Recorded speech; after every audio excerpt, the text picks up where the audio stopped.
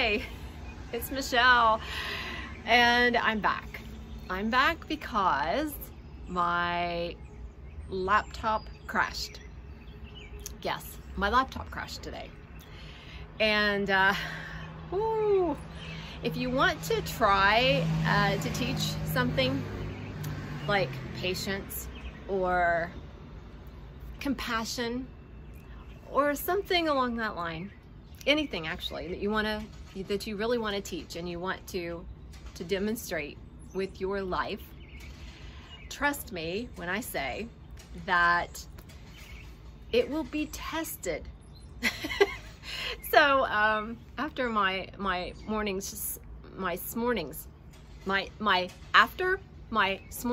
spiel, this is the way the whole day has been, I swear to you. After my morning's spiel, my video that I did this morning on cutting ties and letting the past go and letting go of things that you need to let go of, I was tested. My laptop crashed and I realized how attached to my laptop I am. Now, my laptop, for those of you who know me, I don't have pets. I don't have a dog, I don't have a cat, I don't have a fish, or anything that I need to feed or water. With the exception of my mom planted some plants for me in my absence. So I think she thought I needed to have something to nurture besides my soul and my writing. So she planted some plants for me and I do water them. But my laptop is my baby. My laptop is my poodle. It's my companion, and it's always there for me. It's there even if I don't use it. I know that it is there. And so it's comparable to, I know people who like their nightly cigar or their nightly whiskey or their jog for the evening. Okay, thank God I do have that. My legs are working and I was able to run. So I have my laptop with me whether I need it or not.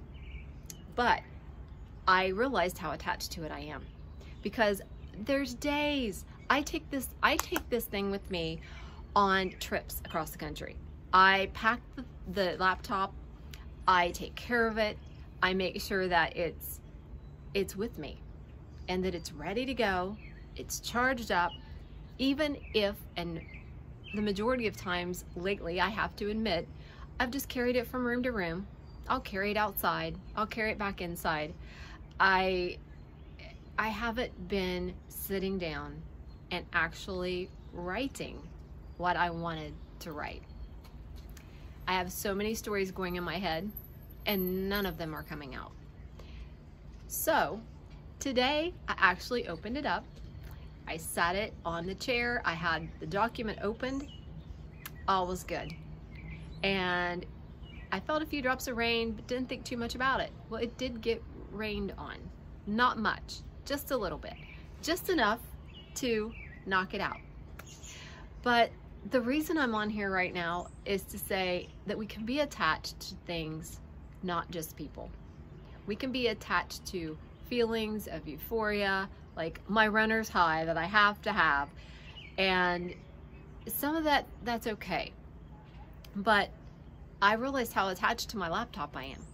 That's my way of, that's my cigar, okay? That's my crutch. And I realized it really was just that. Having it around just to know it's there is very comforting, because I can flip it open and I can write anytime I want. But the fact that I wasn't doing it shows in a way that I was kind of taking that for granted, just like we do people. And just like we often do our own talents and things before we know it, time's gone and we haven't done what we felt we needed to do. So I went running and did some crying and hope that my hard drive is still there in a way. But then it made me second guess almost everything. Have you ever just second guessed everything that you think you want to do? Everything you think you're supposed to do? Second guessing. Was I really supposed to be writing the 3 stories that I've started. I was in the middle of a vignette for a medical journal that I contribute to. I was in the middle of a novel that I was wanting to write. I had numerous ideas for stories and all of that on my computer. And I, in a way, am like, okay, maybe this is a fresh start. Maybe I just need to let that stuff go. If it's still there, it's meant to be there. If the hard drive's still recoverable, it's meant to be there. If not, then it's not. And I have to be okay with that. We often have to be okay with that. It was a relief in some ways, and in some ways it was very painful.